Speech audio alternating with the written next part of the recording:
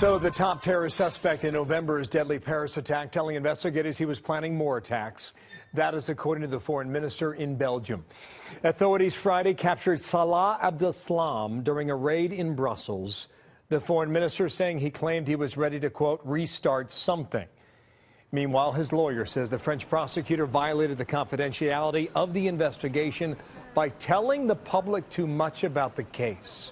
My next guest argues the information investigators released may have played a role in what we saw today. Fox News senior judicial analyst Judge Andrew Napolitano here to explain his story. Some of this is reading between the lines. You start. Yeah, well, it is all reading between the lines. It is highly unusual for investigators to be revealing what they're hearing in real time to the press and to the public.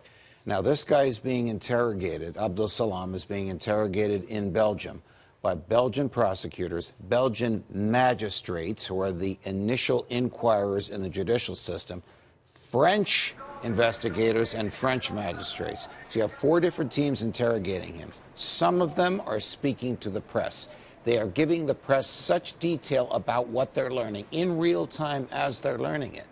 All of this is getting out to his confederates, who obviously perpetrated today. Who knows if this provoked them? Who knows if this was a dog whistle to them? You're suggesting it's possible. Yes, I'm suggesting that it's possible that he used his investigators to deliver information that only the Confederates would know what it meant. I've been telling everybody for the past 48 hours about a fascinating article on Sunday, New York Times. It's a long one. Right. But it has information in there that is mind-blowing about what happened in Paris and what they learned. Right. One of the things they talk about is that at least 90 terrorists moved among the migrants in Europe, out of Syria, into Europe, into Western Europe, and used the migration path to infiltrate Belgium, perhaps Paris, right, and other parts in between. Right. What you are surmising here is that, what you're suggesting rather, is that if that information goes out, and they've got a safe house, and their cover's been blown, they're going to act. Correct. This may very well have been as much an attack on the Western way of life as a diversion of law enforcement and intelligence resources to the metro, to the airport, while these people escape. This is going to have a tremendous effect on the EU and on the movement of people across EU borders.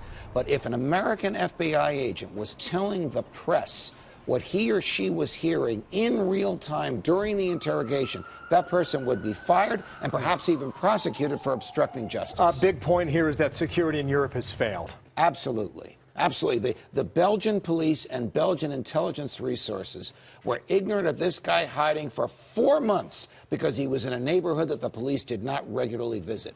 In this country, the police would have on-the-ground human intelligence resources and know who's coming and going in these neighborhoods where the bad guys are likely to live. You're suggesting they've learned a lesson after this today, but this is a really, really tough way to go. Absolutely. It's a horrible lesson to learn. Look, they even revealed that Abdeslam was going to sue them for revealing what he was saying. That's the level of detail that these investigators reported to the press. Far more than the press had the right to know. Nothing should have been revealed until the interrogation was completed, which is the way it's done in the U.S. Did things change now? I would hope so. I would hope so, Bill. Too late for the victims. Absolutely. Thank you, Judge. You're welcome.